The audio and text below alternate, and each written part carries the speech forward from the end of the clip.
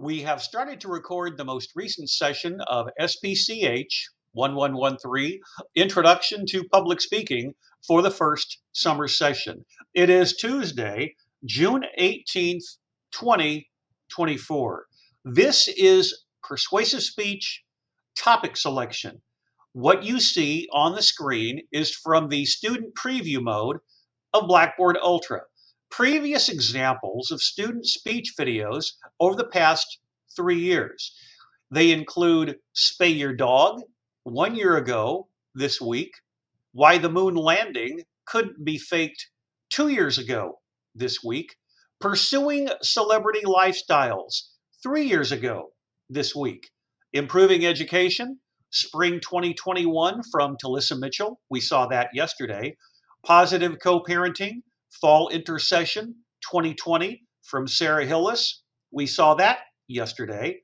Cartoons, Why Animation is an Important and Useful Medium, Fall 2020. Talk to Someone About Your Problems 4 years ago this week.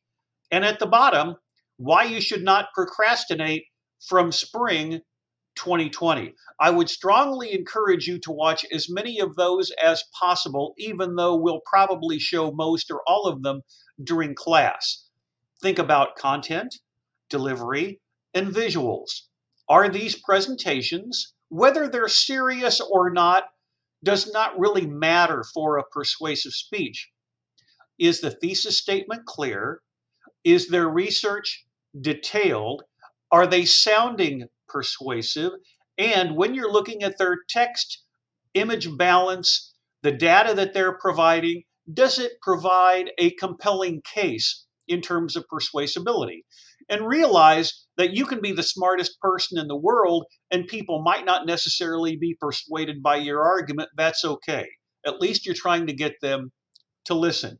But all of these are representative examples of videos that you can watch.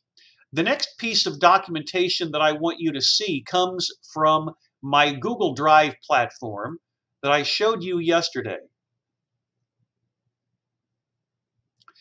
From this location, I will upload all kinds of documentation to my website for mass communication, mass media, basic and advanced public speaking courses. On my Google Drive, the icons look a little bit bigger than on the website link that is provided in the instructor information area of Blackboard Ultra. But when you are at SPCH 1113, Introduction to Public Speaking, on the website, you scroll down within the window, eventually you're going to come across Persuasive Speech outlines that begin where I have the cursor, Persuasive Speech outlines with audio, because some people may not necessarily have access to a webcam, but they do have an audio recorder.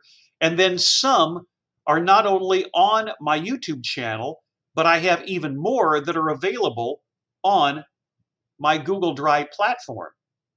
Some of the topics among the hundreds that we've done during the years of Microsoft PowerPoint, Google Slides primarily, outlines for persuasive speeches include, in no particular order, animal abuse, animal cruelty, attending public schools, awareness of Alzheimer's. This one is breast cancer prevention. I'm not going to list every one, but you get the idea. Tattoos, illegal drugs, online education as an effective educational method. Now watch what I do here. This is from the first summer session of 2015 from a face-to-face course. An international student who had many courses online was talking about how, in her opinion, online education was an effective educational model. Pet adoption. As we're going through these, consider the template that you want to use for your title slide to get attention. Stop bullying, a world without the arts, why it's important to tip, traveling with Airbnb. You can see so many of these don't necessarily have the fate of the Western world hanging upon them. The importance of a vegetarian diet, understanding schizophrenia, why it's important to vote, wearing your helmet. Here was a student in the middle of summer talking in 2013, 11 years ago this summer, why winter is always better. Notice these are larger icons, but you'll also see them on the website. These play icons within the larger icons for the outlines show you when they open in a different window. Persuasive Speech Audio from spring 2020 on medical marijuana. Persuasive Speech Audio from fall 2020, why children should start sports at an early age. And I'll do one more here that's Persuasive Speech Audio, why you should exercise, from the fall intersession of 2020. There are some students who have Chromebooks and they can't necessarily record with video. Then we have others which are video. This one, for example, is Pursuing Celebrity Lifestyles 3 years ago, which is also posted on my YouTube channel.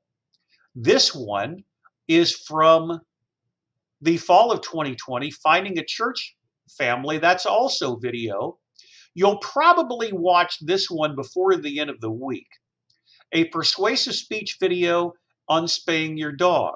That's the first one that you see 1 year ago this week, with a link available on Blackboard Ultra to YouTube. It's not an inclusive list, but it is a representative sampling of persuasive speech topics by themselves, with audio, or in this case, why you should recycle fall intersession of 2020 with video. You saw this yesterday from Jocelyn Keller, a persuasive speech topic, why you should not procrastinate. I always believe in openness and transparency as a media professor. The way that I'm looking at these and the way in which I can click to see what the topics are about will not open the same way on my website.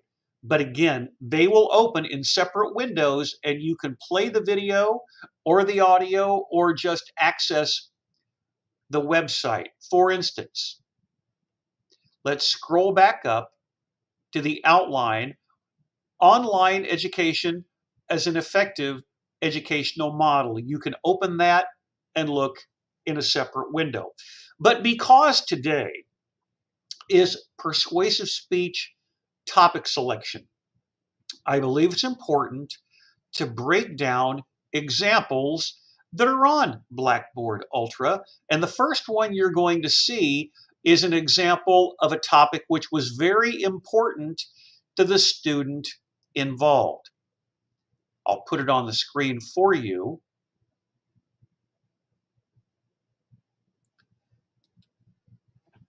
This is from the fall semester of 2020.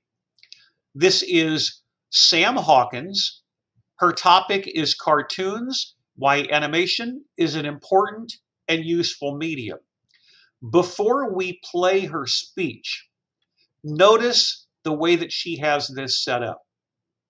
Webcam, upper left, all different kinds of material available on her screen.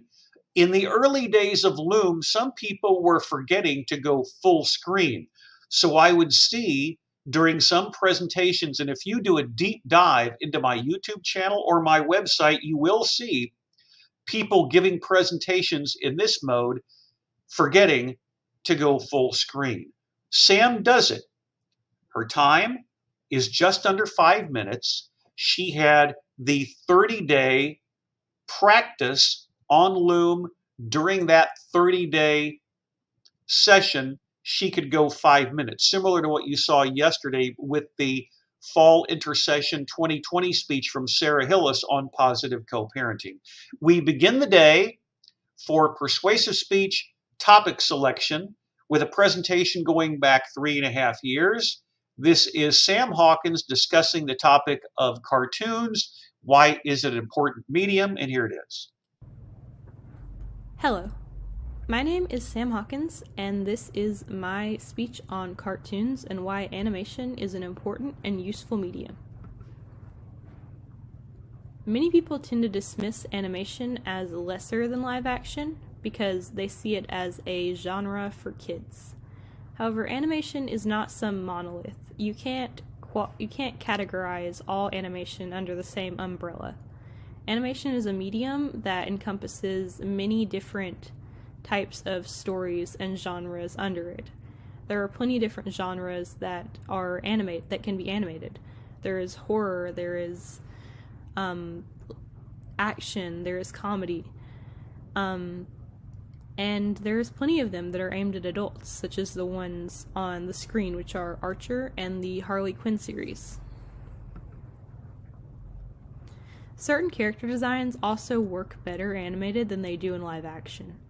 Too much CGI in live action can often come off as unnatural and make the audience lose their immersion. As you can see, the animated concept art, I should say, of this character looks a lot more interesting and also just a lot easier to look at than the image on the right of the live action version that was animated using a lot of CGI but a live actor. Animation is also really good at capturing emotions and movements, as they can often be really exaggerated and over-exaggerated. Unlike in live action, where actors can only portray a reasonable amount of emotions without looking silly, animation is kind of not held to that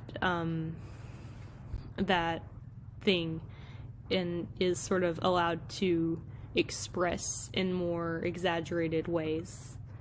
Some examples of this are these characters who are expressing in ways for both dramatic and for comedic effects, and are able to get their emotions across really effectively because of the medium that they're in, allowing them to be more expressive and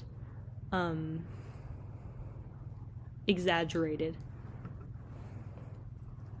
Animation can also be stylized in interesting ways.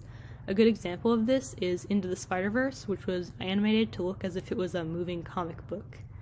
It uses many bright colors and halftones and a combination of 2D animation and 3D animation to get across this comic book feel. Another good example of a really well done animated series is BoJack Horseman, which uses symbolism and things like that to cover many serious topics such as depression and substance abuse and mental illnesses. A lot of these things are covered using symbolism and things like that to sort of get the emotion of the scene across in ways that couldn't be really achieved in live action. In conclusion, animation and cartoons can be for anybody. Animation is a time-consuming form of art, and even simple kids shows can take lots of time and effort to make. So animation as a medium should not be dismissed as something lesser than a live action. It takes just as much work to do and is just as creative. Here are some really good examples of animated series with interesting stories and characters and things like that. There's Over the Garden Wall, Tangled the series, Adventure Time, Avatar: The Last Airbender, and BoJack Horseman, which I mentioned earlier, but I would advise to check out some content warnings for that one before watching it, because as I said, it covers a lot of heavy topics. That's all I have for you today. Thank you for listening, and I hope I could help you gain a new perspective on animation as a creative medium. What I appreciate is the creativity that Sam brings to the concept of cartoons. Is she persuasive? Yes. Does she make a compelling case? Yes. Does she tell a story through all of these visuals? Yes. Is there something that she can work on to improve her delivery? Yes. Pay close attention as we go to the beginning. I didn't want this to recycle, so I'm always trying to stop at about a second before it would actually recycle to something else.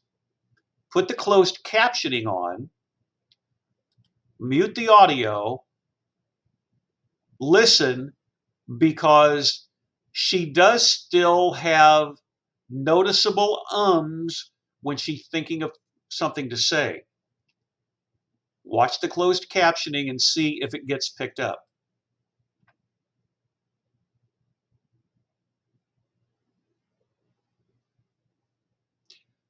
While we're waiting, very attractive title slide, nice transitions.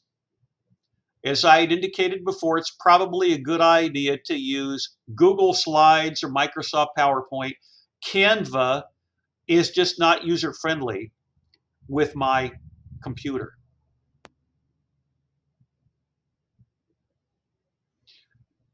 With her style for the slide, she can be extemporaneous from either of the images or the bullet points. Notice there's an there is action, comedy, and I never want to pick on anyone. This is how you learn, because Sam got so much better, as have all the students in this class so far, and students that you find on my website or on my YouTube channel. When the ums come, pause. Watch all of my videos in totality, because on occasion I will do this. It seems like an eternity in real time, but there's another on the screen. Is it something to be aware of? Is it going to just destroy someone's grade? No. But the video breakdown, and that's why the advantage of being a broadcasting media person combined with speech, debate, forensics really helps in this class, because you're breaking it down. What is going to help me with my persuasive content? She does a good job. What about my delivery? She does a good job. She's very focused. She's looking at her slide. She's looking at the camera. She's not moving around a lot. And providing creative material all the way through to enhance her professionalism or source credibility, which I will also say is gravitas. Let's go to the last 90 seconds or so. Let's take off the closed captioning. How is she wrapping this up? Bring up the audio. A lot of these things are covered using symbolism and things like that to sort of get the emotion of the scene across in ways that couldn't be really achieved in live action. In conclusion, animation and cartoons can be for anybody. Animation is a time-consuming form of art, and even simple kids shows can take lots of time and effort to make. So animation as a medium should not be dismissed as something lesser than a live action. It takes just as much work to do and is just as creative. Here are some really good examples of animated series with interesting stories and characters and things like that. There's Over the Garden Wall, Tangled the series, Adventure Time, Avatar: The Last Airbender, and BoJack Horseman, which I mentioned earlier, but I would advise to check out some content warnings for that one before watching it, because as I said, it covers a lot of heavy topics. That's all I have for you today. Thank you for listening, and I hope I could help you gain a new perspective on animation as a creative medium.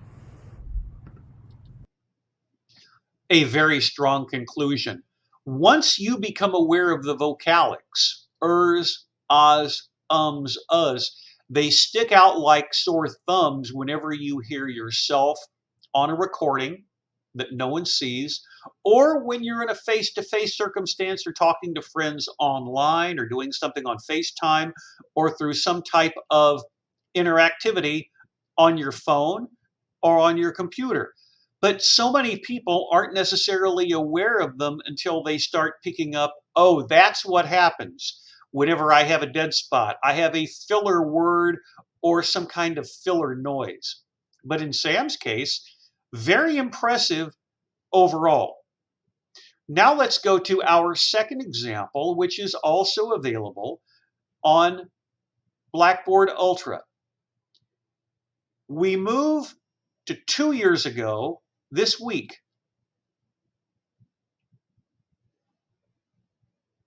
Scott Graves decided to persuade the audience on why the moon landing couldn't be faked.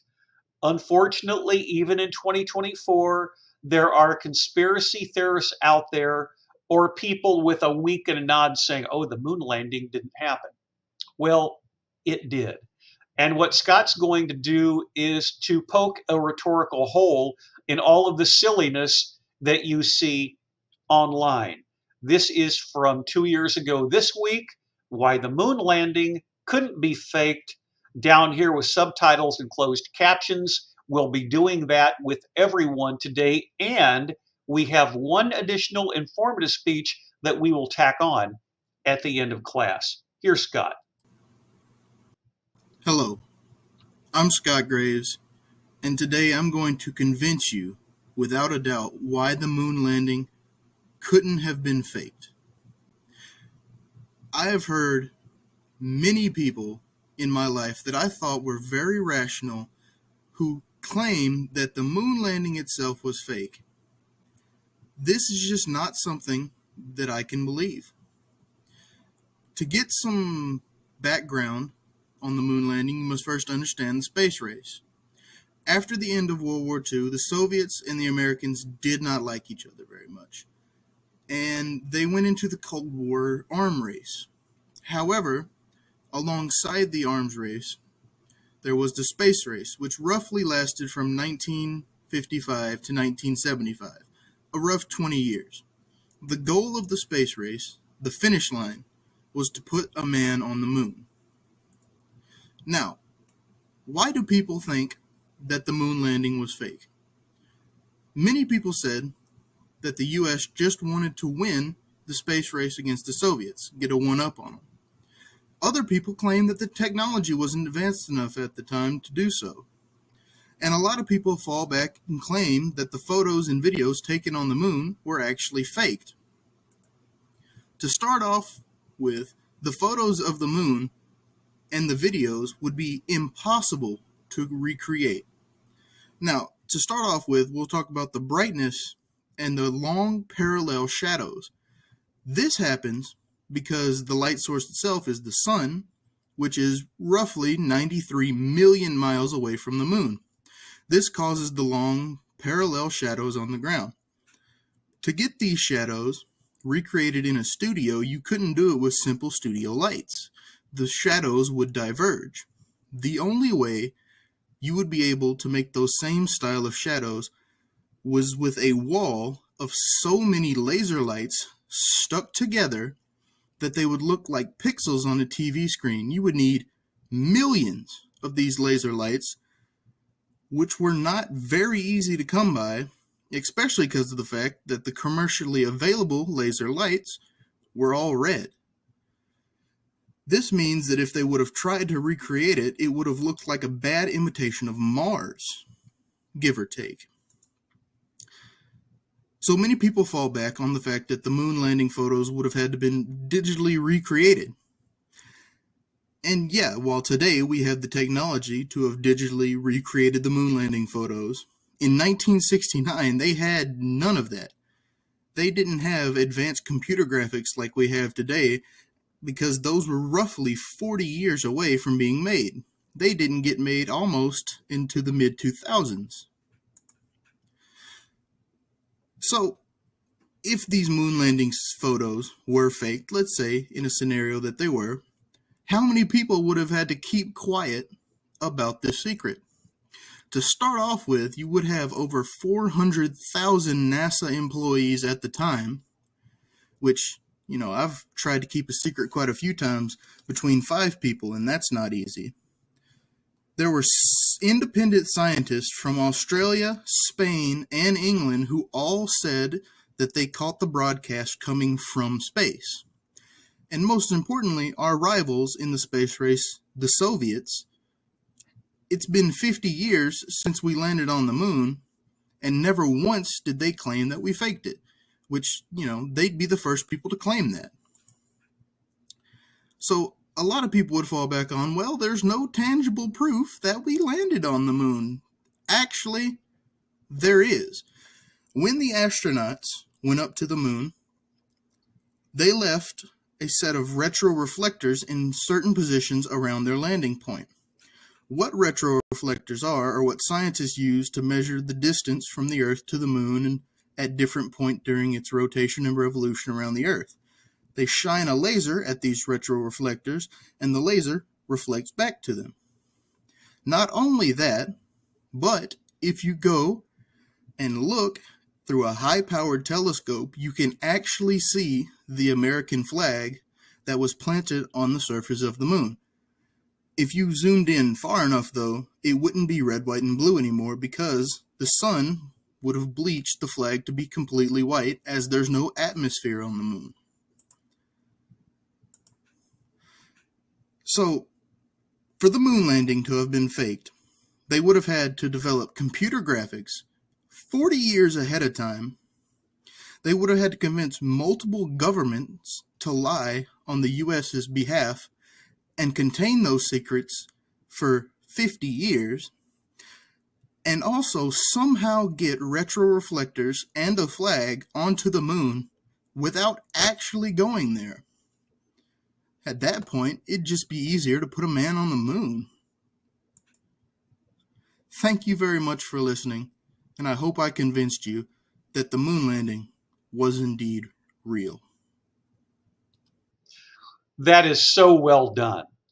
Debunking the idiocy of conspiracy theories in 6 minutes or less. He provides evidence. He provides compelling commentary.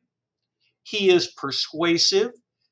His tone of voice is not overbearing, but he provides a very persuasive case that the moon landing could not have been faked.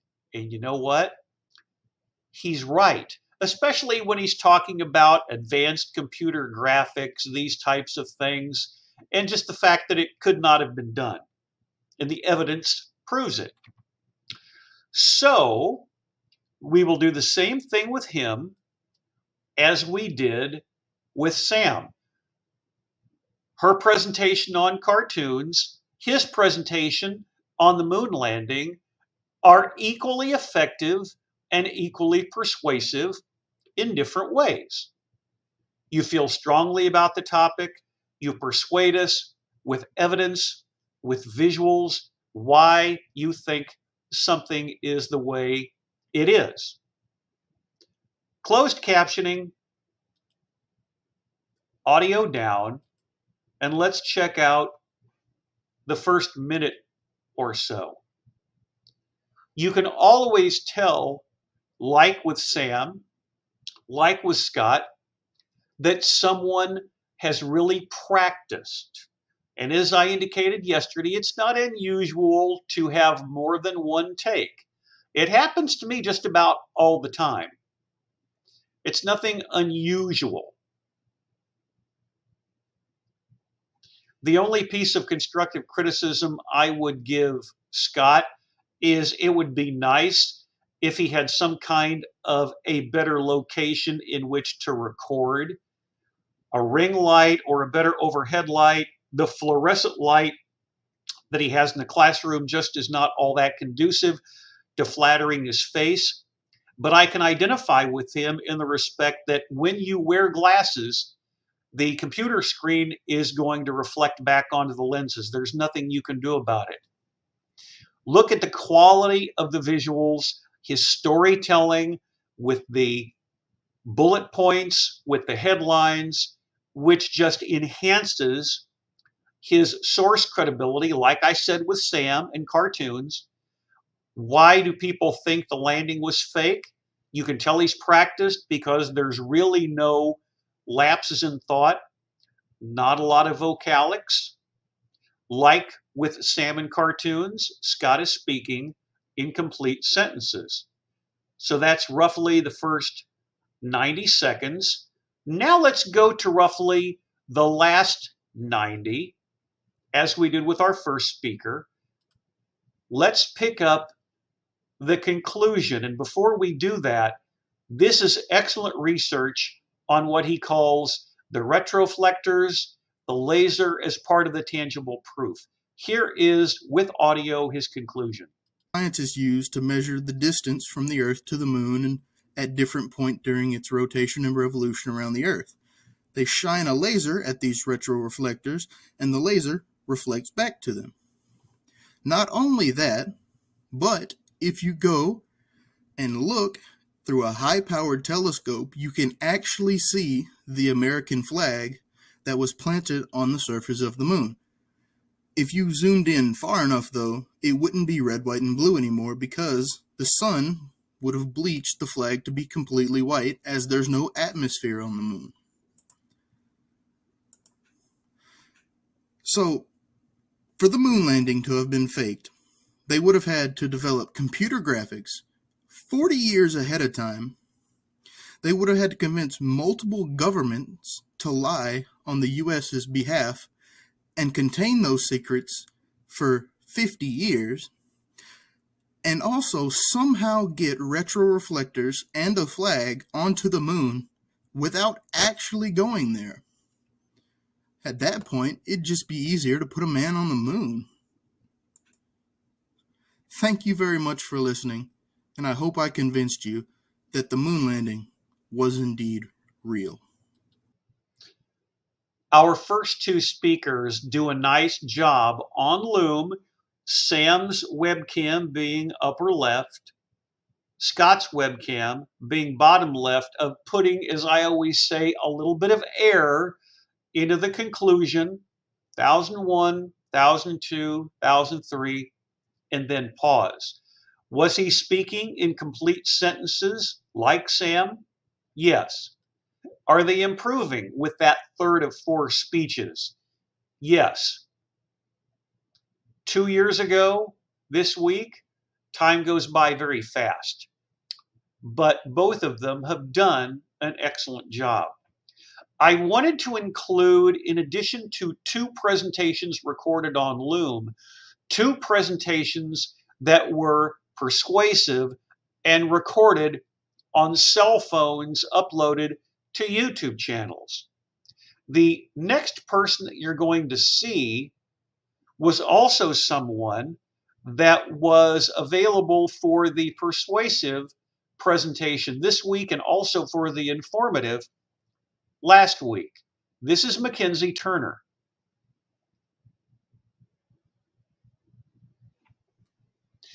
I'd indicated that her informative speech that I showed you last week, how COVID-19 had affected NCAA spring sports, in her case, it really was challenging as a member of the Southern Arkansas University golf team. She once again is in her parents' living room in Texas, just outside of Dallas, and she is persuading us on why great white sharks are the deadliest animal in the ocean. Watch this closely because she will include interactivity from a video clip.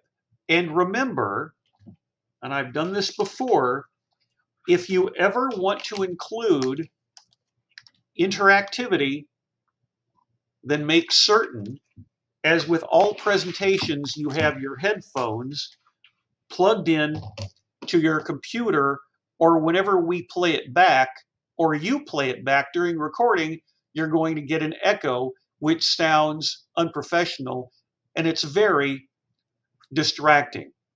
We'll put the closed captioning on in her case and for our fourth speaker, making it full screen, shot off a webcam. Her personal computer is just off to the side, her laptop. You can see the cord in back. Her persuasive speech during the pandemic, spring 2020, on great white sharks. Here it is. Hi, my name is Mackenzie Turner, and I will be doing my persuasive presentation on why great white sharks are the deadliest animals in the ocean. The animal itself. The great white shark is the largest predatory fish on Earth. They can grow up to 20 feet in length and weigh up to 2.5 tons. Their color is a slate gray on top to blend in with the ocean floor, and a white belly, which is where they get their name. They move slow but can reach speeds up to 15 miles per hour and completely propel themselves out of the water. As you can see from this picture, the shark has completely jumped out of the water, which is a pretty hard task for such a heavy and large fish. And you can see that slate gray color on the top and that white belly on the bottom. The location where are these sharks found? The great white shark is found in oceans across the world. The Atlantic, Pacific, Indian, and Arctic oceans make up the large global ocean that covers approximately 71% of these planets. That's pretty crazy because that means that these great white sharks could be found anywhere on 71% of the planet. Only about 5% of these waters have been explored by humans due to the fact that its depths can reach up to 7 miles to the seafloor. And over here you'll see an image where it shows those 7 miles and what we can find in them. And the great white sharks are usually found around right here unless they're going to hunt, and then they'll move up to the surface area. The competitors for the title of most dangerous animal. The competitors of the deadliest are a broad group, as some are deadly for multiple different reasons. The saltwater crocodile has the strongest bite in the sea. The bull shark has the strongest bite out of all the sharks. The blue whale is the largest and strongest animal in the ocean. And the tiger shark will eat anything in its path. So how do these compare to the great white shark? Obviously the saltwater crocodile having the strongest bite is a big deal, but you don't see them biting anything other than what they eat. And they don't eat anything other than fish or small birds that rest around the banks. The bull shark has the strongest bite out of all the sharks, but they're much smaller than the great white shark. They're aggressive but not known to attack humans as much or really eat anything bigger than themselves. The blue whale is obviously the largest, so that's going to be something pretty scary, but they're not going to hurt anything. It's a whale. They're just going to eat shrimp and stuff like that. And then the tiger shark will eat anything in its path. Obviously, this is a very dangerous animal, but they're not as known to attack humans, which makes it the most deadliest animal for us. Why the great white shark deserves this title. The great white shark is the most dangerous ocean animal to humans. Their mouths house around 300 teeth in multiple rows. As you can see, these giant front teeth, there's multiple rows behind them, and as soon as one falls out, another one pops in its place, so they never run out. In 2019, there were 140 reported attacks. 64 of them were unprovoked. So what this means is that out of these 140 attacks, 64 of them, the person was just sitting there, was just sitting on their surfboard, was just swimming in the water, did absolutely nothing to the shark, and the shark still attacked them. Their attacks on humans are not a feeding frenzy, but a simple mistake. So what this means is that the shark simply mistakes us for a seal or a sea turtle or another big fish that they're just trying to get their mouths on. And they just come up and bite us and try to take us home for dinner. The ultimate predator. Great white sharks can sense blood from miles away and use its nostrils to tell direction. Picture an Olympic-sized swimming pool, and you have a little dropper and you drop one drop of blood in it. The shark will immediately know when that drop of blood is in that huge swimming pool. And then using their nostrils to tell direction, whichever nostril they smell the blood from, whether it's the left or the right, that's the direction they know that they need to head in to go find what it is that's bleeding. These sharks will stalk their prey to watch for an attack. This is something very different than their competitors. A great white shark will swim underneath its prey and watch for a little bit just to know when to go in and when is the best time to attack. Great white sharks attack from beneath, and they use an ambush technique to attack their prey. So this means that they'll swim deep and then come up from the bottom, and pretty much their prey has no idea that they're coming, and the ambush technique plunges them out of the water. They take a big bite and then see if they need to come back in to finish their prey off, or if they'll just die on their own, and then the great white shark can just take them home. So this is a video of how a shark attacks a seal. I'm not going to show you a human, it's a little much, but this shows you that ambush technique.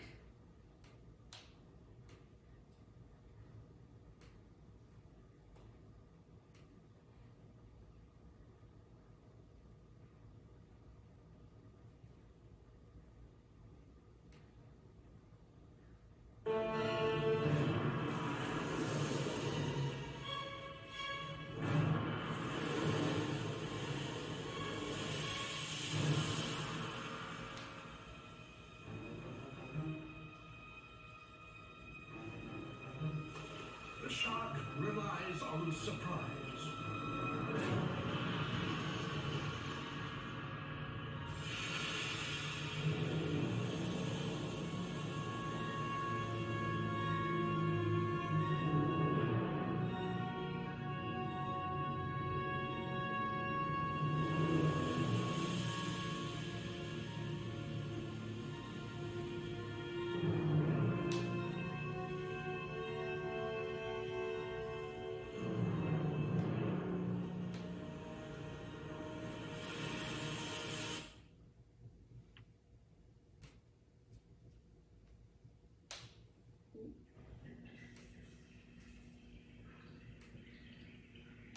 And like you saw from that video, the shark completely propelled itself out of the water and took its prey with it, and that's how they get that surprise attack from underneath. And that, along with many of the reasons I stated, are why the great white shark is the most dangerous animal in the ocean. Think about this. Does your personality come through when you are delivering any speech in this course? First, Sam persuading us about cartoons. Second, Scott persuading us about why the moon landing couldn't be faked. Third, and probably most challenging in Mackenzie's case, on her real admiration of great white sharks. Hers is probably the most challenging to do, just under the circumstances, with all of the differences, shooting off a cell phone, putting her laptop, connecting it to a widescreen TV, doing it during the pandemic, and still letting your delivery just overpower, in a good way, the medium. And she does that. She obviously does a really good job, as our other two speakers, of practicing before recording ever takes place, because she has most of her moves choreographed quite well. She later went on to be, as I told you last week, one of my mass communication, mass media graduates. Mackenzie is now back in the Dallas-Fort Worth area in her, I believe now starting her second year of law school. Let's go to the beginning. Leave the closed captioning on. Take off the audio and pay attention, as we have with everyone else, the quality of her storytelling with the visuals. It's a very strong title slide. The storytelling with all of the slides here is very important, as you well know, because you don't want to read to us in this class. She's looking at the screen, then establishing eye contact with her webcam, or I should say with her cell phone. Is she speaking in complete sentences from the closed captioning? You can tell that she is.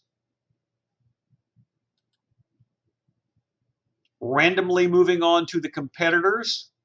She has what amounts to 6 different areas, 1, 2, 3, 4, 5, 6 areas on that one slide where she can use the image, use the headline, use data within a bullet point as a jumping off location to discuss her topic, persuading us about the great white shark. Again, speaking in complete sentences. The 4-minute mark with the ultimate predator, being able to smell blood.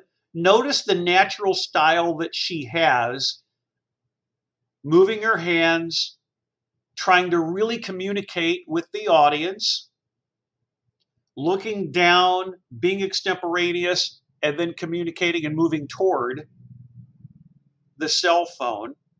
Then we get to a point where she is using audio. So let's bring it back up to watch the video of the great white shark.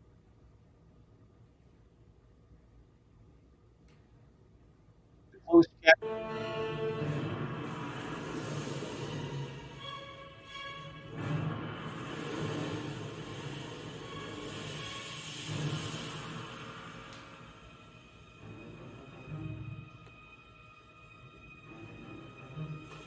The shark relies on surprise.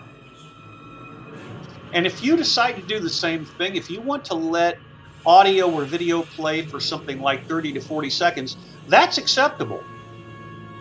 Not a problem at all, as long as you work it within the confines of the speech so it's a natural transition. Don't let the audio or the video give the presentation for you. Let's get into, well, we'll just play it in real time. We'll play it until the end and leave the closed captioning up. How will she conclude?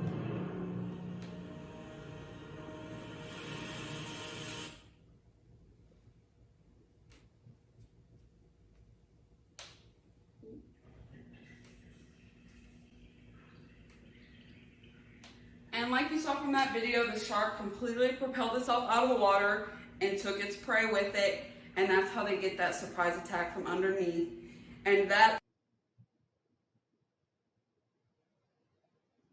And for some reason, we're getting a rotating circle near the end. So we're not going to tempt fate. But she does a really good job there. Let's move on to our 4th presenter of the day. I'm waiting until see my face in the screen. This is another individual who used a cell phone to record and a widescreen. In this case, I believe it's in a church basement for his visuals. This is from the fall semester of 2020. Matt Huffman is talking about arming staff at schools. What I do with anything that is recorded off a cell phone, you have to project a little bit more, as Mackenzie did.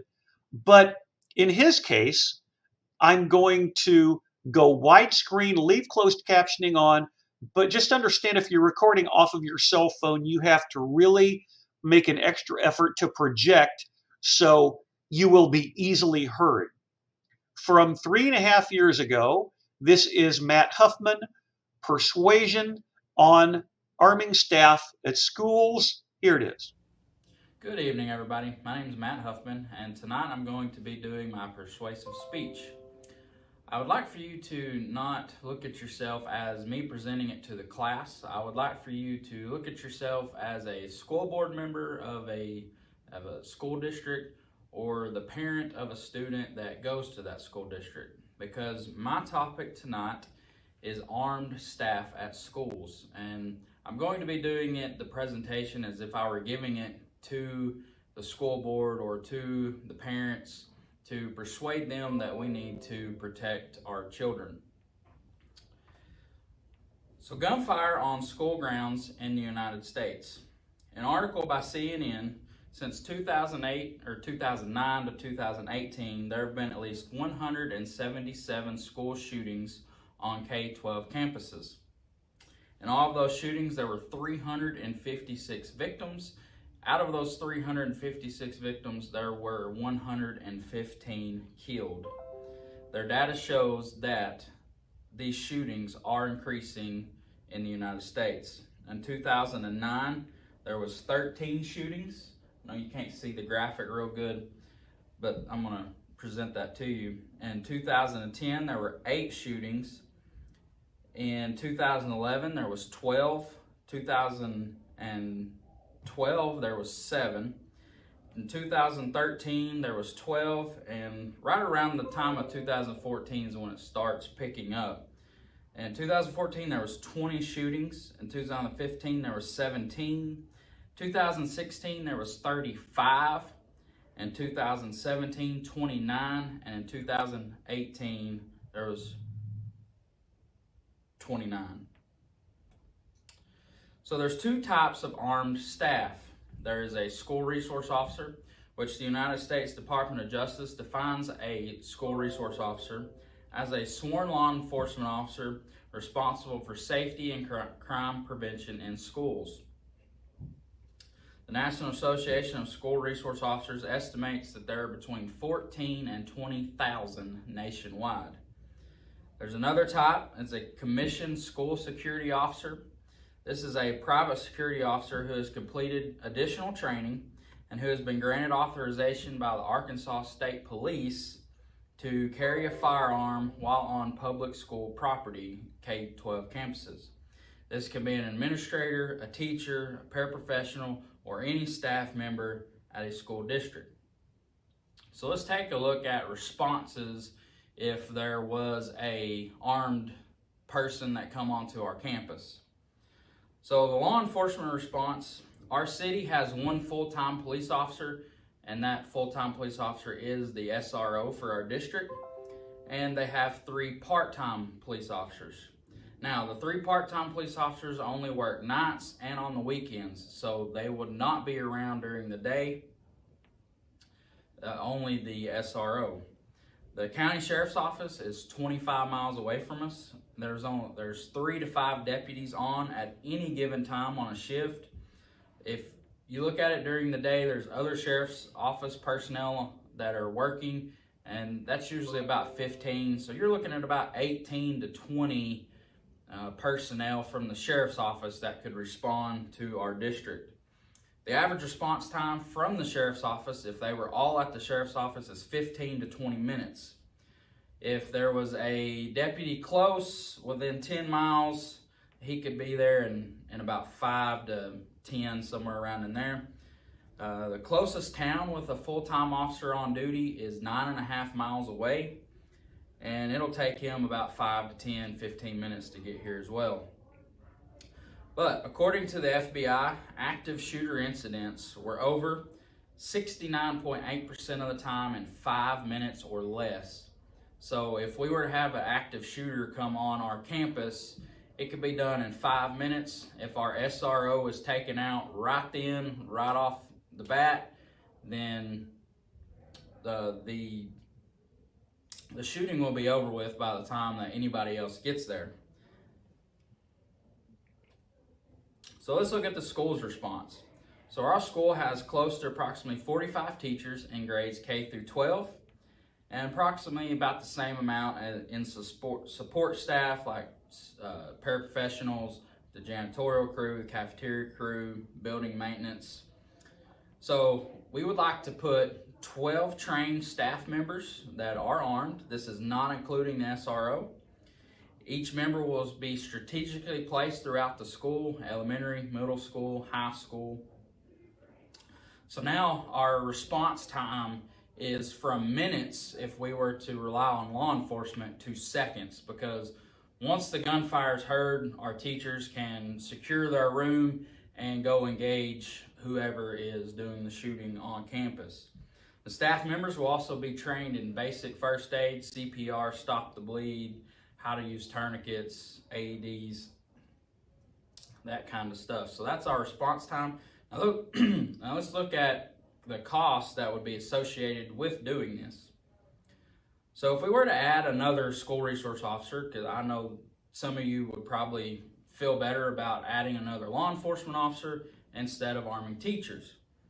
So, but adding another SRO, the cost of adding another school resource officer to our district would be about $35,000 a year, because that's what his salary will be.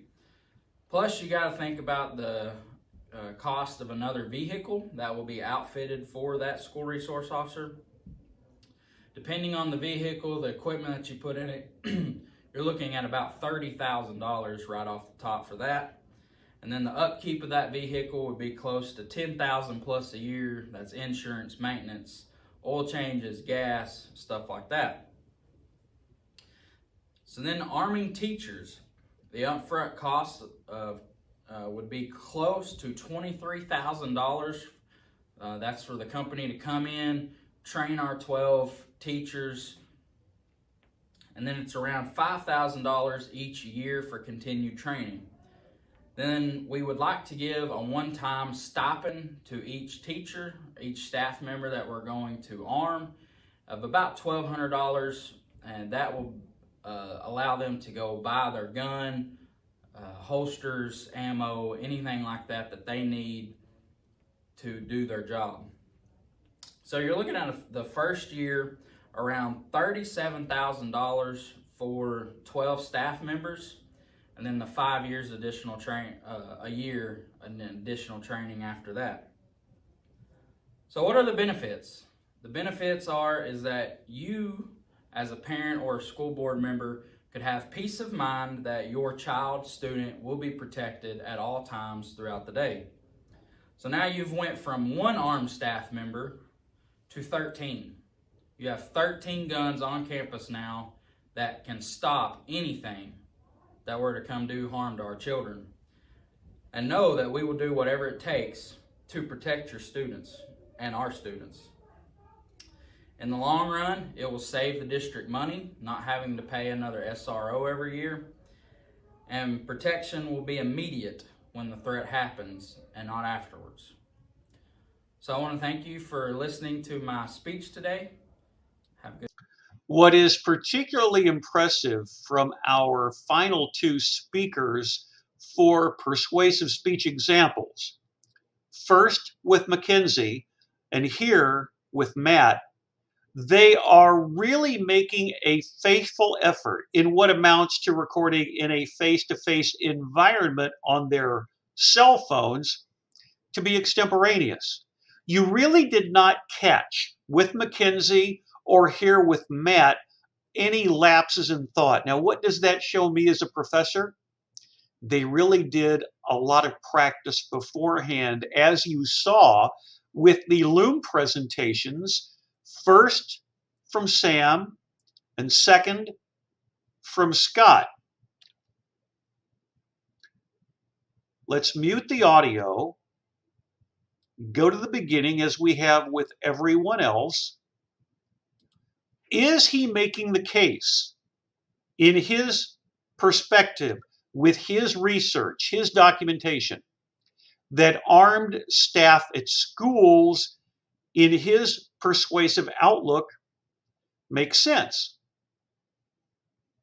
He's looking at it from the standpoint as being in a school district, and that was the way, as you see from the closed captioning, that he was going to address the subject matter. Definitely a unique and attention-grabbing visual for the title slide, with a pistol right there among school supplies.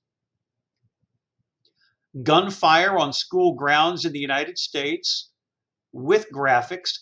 As I had indicated, he was using his laptop, connecting it to an overhead projector or a television screen in his church basement in a similar way to what Mackenzie was doing in her living room in the Dallas-Fort Worth area.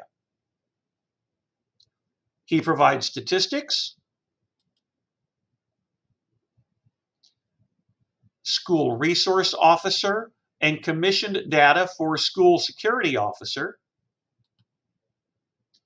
The law enforcement response Now remember, this is fall of 2020. This is before Uvalde.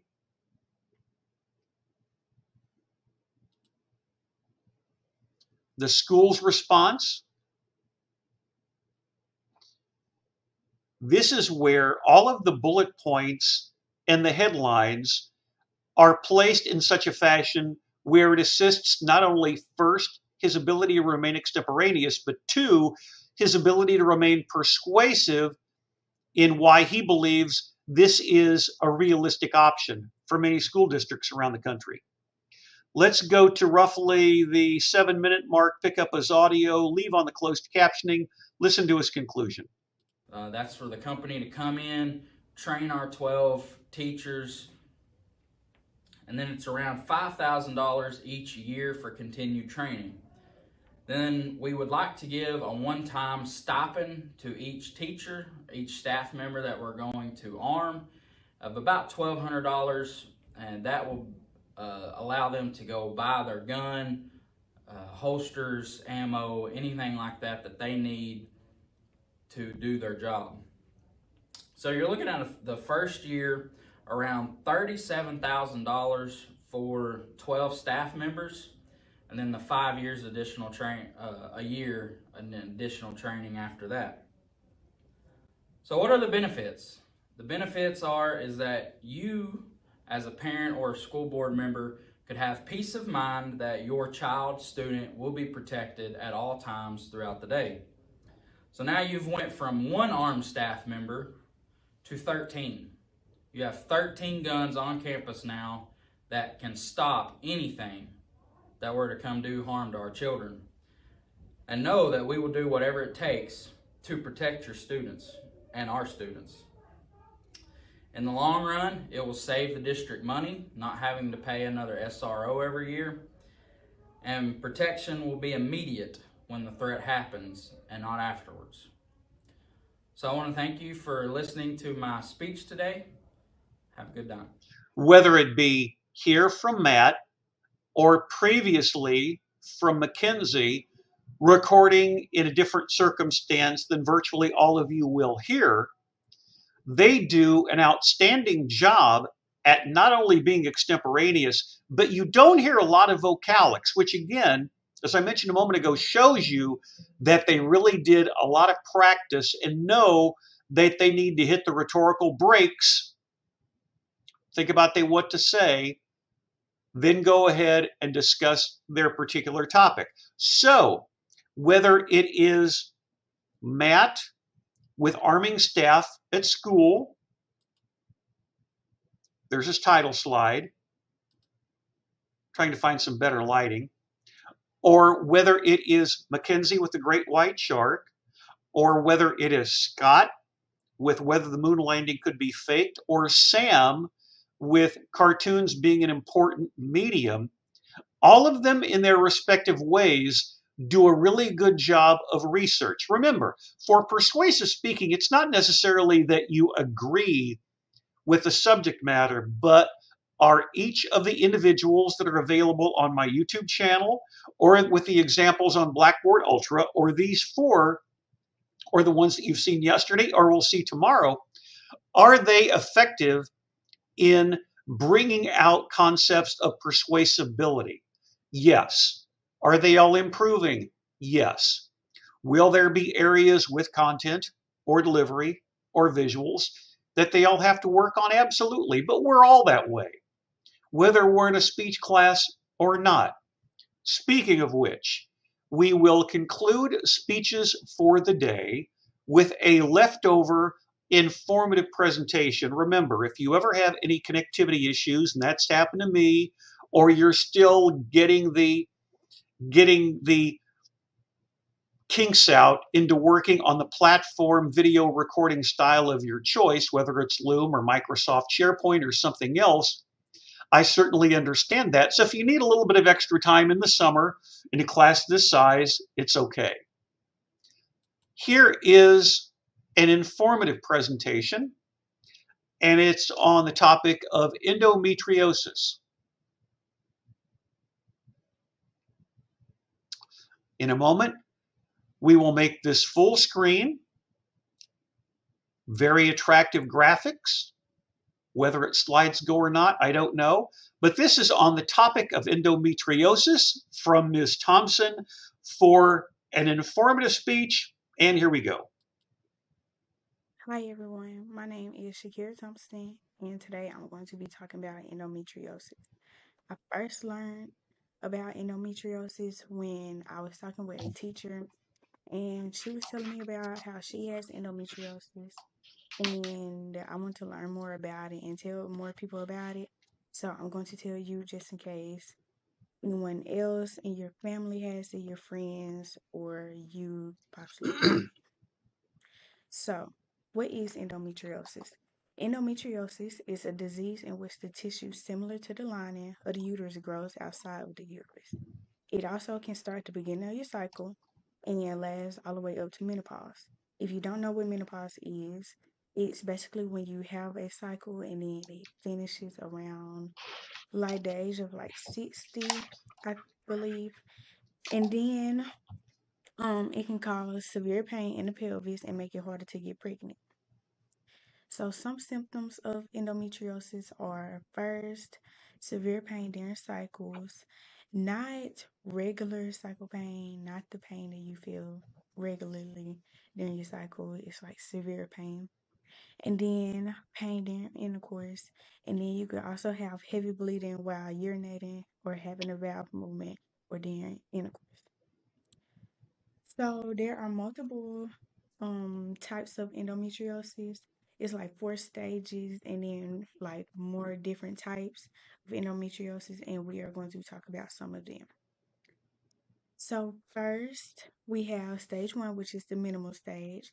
I tried to put pictures enough for y'all to see, but I didn't want to go into detail with the pictures because I didn't want to make anybody sick or feel grossed out.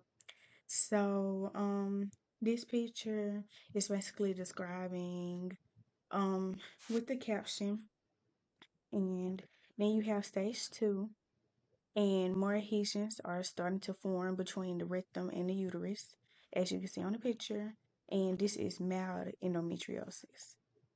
And then you have stage three, which is moderate endometriosis, and you can see on the picture. And then the last stage, the highest stage, is severe endometriosis. This is when you'll probably need to get surgery or need to go to the doctor. But the doctor won't know that you have endometriosis until like he gets this metal tube and like scrub the inside of your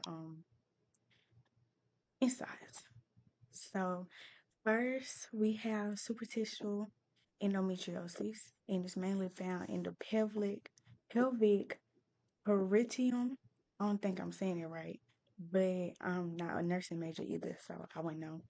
But basically, there is a membrane that lines the inside of your abdomen and pelvis. And it's the same pictures on each slide because I don't want to gross anybody out. And then you have a cystic ovarian. I don't think I'm saying it right either. And that is found in your endometria, which is found in the ovaries. And then you have deep endometriosis. It's found in the vaginal septum. It's a thin structure separating the vagina and the rectum, bladder, and bowel. And then you have rare endometriosis, and that is found outside of the pelvis, and that would probably go with stage four severe endometriosis.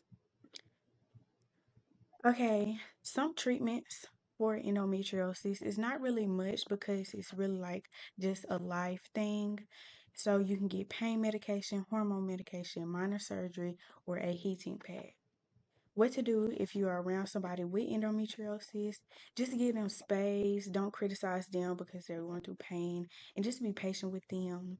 Just in case they may be having any hormones or like maybe moody.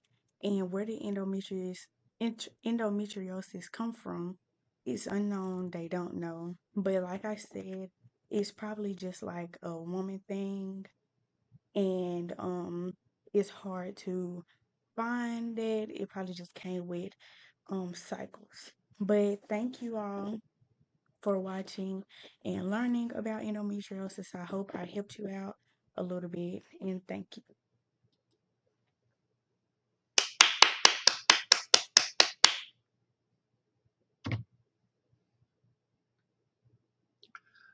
We're going to do with her the same thing that we do with all of the presenters from first summer of 2024.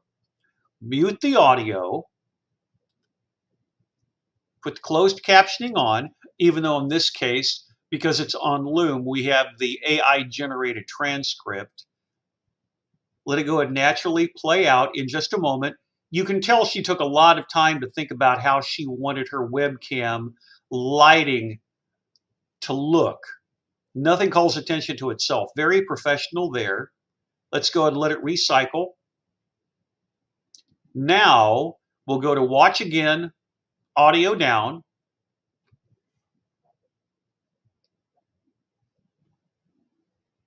Attractive title slide. All of you have to be aware of spelling, especially for medically related topics, because there's a slide in here that has at least one misspelling on it. Always double check. If you can't do spell check like on Word with a particular slide, go online, find out in particular what the spelling is, and worst case scenario, just drop and drag that into the slide so the spelling is correct, and then make certain that the font style and the color is exactly the same as everything in here. What is endometriosis? Defining the term is certainly appropriate.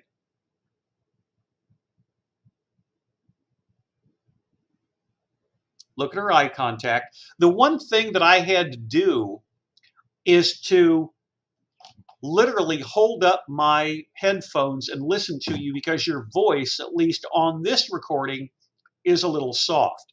Think about what Mackenzie had to do and what our final speaker, Matt, had to do when they have to project from a distance into a recording device, whether it be a cell phone or something else. So do the same thing here. Don't speak softly, open your mouth and project. Then we get into the types of endometriosis. Minimal. Let me pause this for just a moment. In most cases, we're showing roughly the first 2 minutes of presentations. But I want to scroll ahead. There's mild. She discusses these well. Moderate. Severe. This is where there's an issue. I believe here you're supposed to say mainly, and then we'll double check to make certain, but for all of the spellings, look online, but with something like that, you always have to make certain that it's exactly the way that you want. Then there was a place in here where you went back and forth between 3 or 4 slides all at once.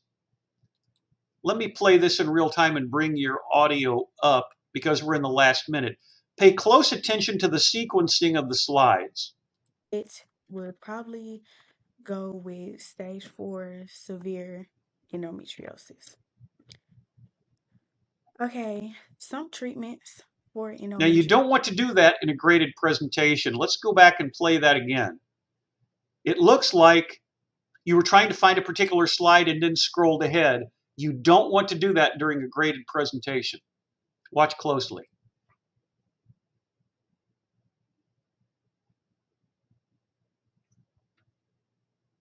In the vagina, in the rectum, bladder, and bowel. You're discussing deep endometriosis and then rare. And that is found outside of the pelvis, and that would probably go. Yeah, there you went back and forth 3 or 4 times, and you don't want to do. There it is again. Find where you want to be, okay, and I'm not certain what happened there, but all of a sudden, I think you went backwards instead of forwards. Not sure what happened there with treatments, but let's So you listen can to get pain your medication, pain final medication, minor surgery, 45 or seconds or so of audio. what to do if you are around somebody with endometriosis. Just give them space. Don't criticize them because they're going through pain, and just be patient with them. Just in case they may be having any hormones or like maybe moody. And where the endometriosis come from is unknown. They don't know. But like I said, it's probably just like a woman thing, and it's hard to find that. It probably just came with cycles. But thank you all for watching and learning about endometriosis. I hope I helped you out a little bit, and thank you. And you did see one vocalic on the closed captioning right here where it was and but it's a small thing. When you examine her slides, taking that off, she does a nice job of informing us about the topic and the symptoms, the stages. But when you reach that one part here where you're going back and forth between the slides, I probably would have either edited the tape or just went ahead and possibly recorded another version, even though you may feel like this was your best one. But did we learn a lot from this? Absolutely. There are a couple of things to work on, in particular projecting so we can hear you more clearly. But on the whole, positive for all of you so far when it comes to informative presentations. Let's wrap things up for the day by returning to Blackboard Ultra.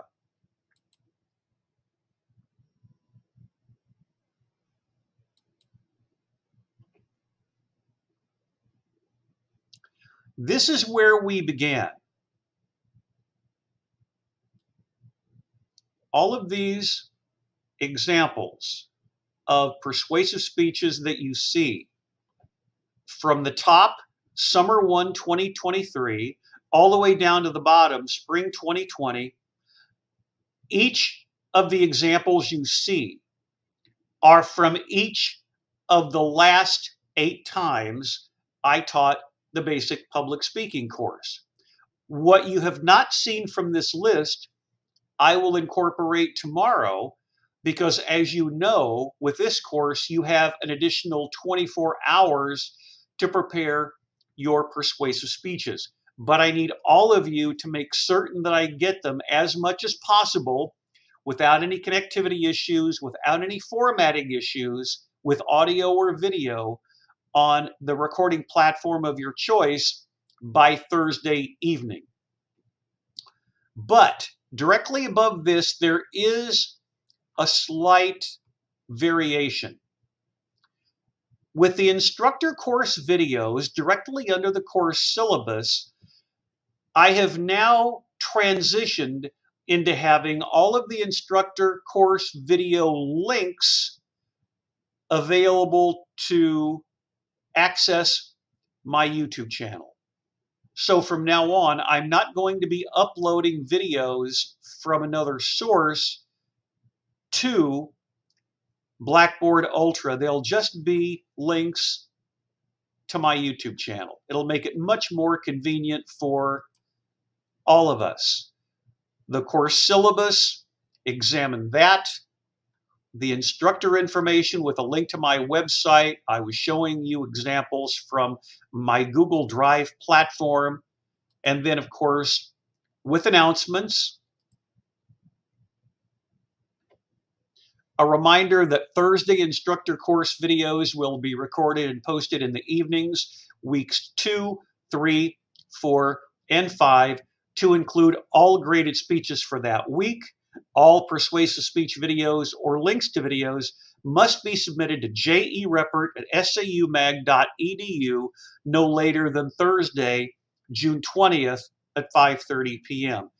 If you're still finalizing your informative speech video, I will accept it, but make certain that you don't fall too far behind because that is going to play a role in your score for a presentation if it's submitted really late or affect your class participation grade. The other part of this, as we conclude for the day, is your self-evaluation speech critique. I will take some time at the beginning of class tomorrow showing you what people have done in the past for their self-evaluation speech critique so you can start thinking in real terms ahead of the end of the first summer session how you have improved, because you all have. It may not be perfect, but it's always going to be a lifelong process. I like what I've seen so far. There are correctable issues. I don't call them errors with your slides, with your delivery, with the volume of your audio, with the way that you present yourself, with lighting on webcams. All of those can be corrected by two things: constant practice, and then being your own worst critic in a positive way. How can I improve? And don't ever forget, even though it is empty because I drank all my coffee, always keep in mind, a shameless plug for Starbucks, that in my courses, the glass, or in this case, the mug, again, shameless plug to Starbucks, is half full. I am a good audience. So if I ever give you any constructive criticism, don't ever take it personally, because I want all of you to earn the highest possible grade in this class. All of those video outtakes that we never see, including my own, how can I improve as a professor? How can you improve as a student? Keeping that in the back of your mind as you're watching videos on Blackboard Ultra from years gone by, you're watching your critiques in real time, you're thinking about persuading this week, you're thinking tomorrow, early on with a week to go, not only about your wildcard topics, but also the self-evaluation speech critiques. That's 10 points of the 100.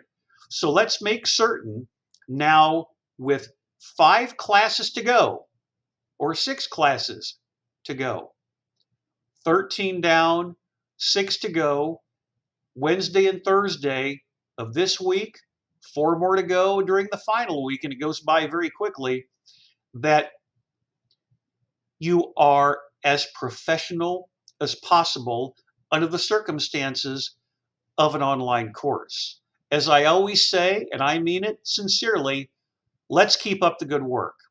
As for SPCH 1113, Introduction to Public Speaking, during the first summer session of 2024, that concludes the recording session for today.